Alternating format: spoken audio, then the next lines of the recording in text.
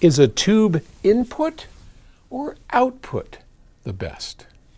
This question comes from Rob in the Netherlands, and Rob writes, as we know, that's all. I love starting it off that way, at the presumptive close. The analog audio path starts in the first stage after the digital DAC chip. In this first stage, every nuance will be magnified by every amplifier stage preceding it. This is the reason that the very first analog stage must be superbly designed. To me, a tube amp after the digital to DAC stage will have much more benefit to the sound than the tube stage in the BHK. Is this true? Well, you know, there are so many variables to that, Rob.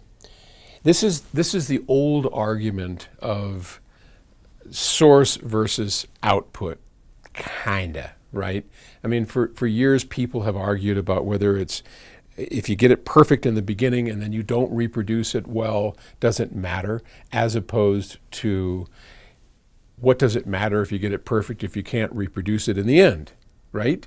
I mean, it goes back and forth. If you can't get it off the disc, who cares how good it is on your speakers? Back and forth we go. So all of it really matters. It really does. And I don't know if I could say categorically that a vacuum tube stage anywhere in the chain is always going to be better. I think pretty much it is. Like, these amplifiers, this is our newest, our Stellar M1200 amplifier, 1200 watt amps, and there's a vacuum tube here inside that runs it because we love vacuum tubes on the input. But you got to have a preamp, right? So the preamp could or could not have a vacuum tube, and you would still have, good sound. So I think what the answer you might be looking for is that as we start, so you finish from a DAC, right? And so you got the output from the DAC, and it's as pristine, detailed, and resolving as we're possibly going to get. Our challenge now is to preserve that all the way through the chain. And you don't have to have vacuum tubes to do that.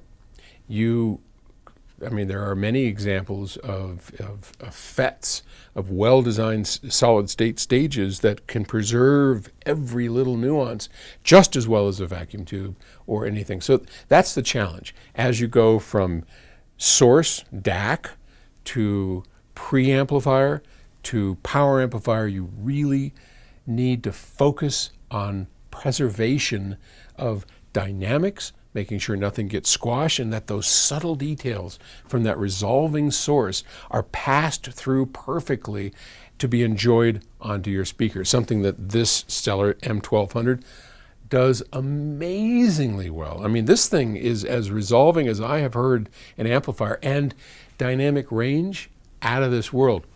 1200 watts. Now, just briefly, I don't want to give a pitch for this, but let me give a pitch for 1200 watts, because a lot of people go, you out of your frickin' mind.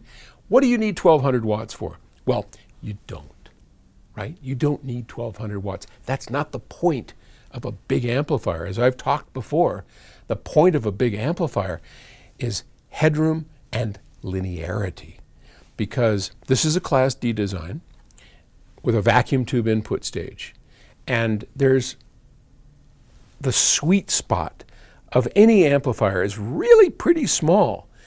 If it can do this much, you've got about that much of perfect linearity, uncompressed sound. So the bigger the amplifier is in terms of wattage, the better chance we have of playing everything within that perfect linear region. And so even if you have the smallest set of speakers, the most sensitive set of speakers on the planet, this amplifier is a killer. And of course, as you remember, as we've talked before, doesn't matter how many watts an amplifier is, as long as its gain is the same as a smaller one, which most of them, they're all 27 dB, 30 dB, whatever, a voltage in is going to equal the exact same wattage out. Doesn't matter if this is 1200 watts or 3 watts. When you put a signal in, if the gains are the same, you're going to get the same wattage output. So no need to be afraid putting a big amp on an efficient speaker. Yes, it has the potential to do it, just like in a car. You know, if I drive 1,000 horsepower car, yeah, I have the ability to step on the gas and kill myself and fly off a cliff like Thelma and Louise, but I don't, right? I just drive it normal. And this, I just play it normal. Life goes on, life's good, sounds better. Okay, we got off track. I'll talk to you tomorrow. Thanks for the question. Bye.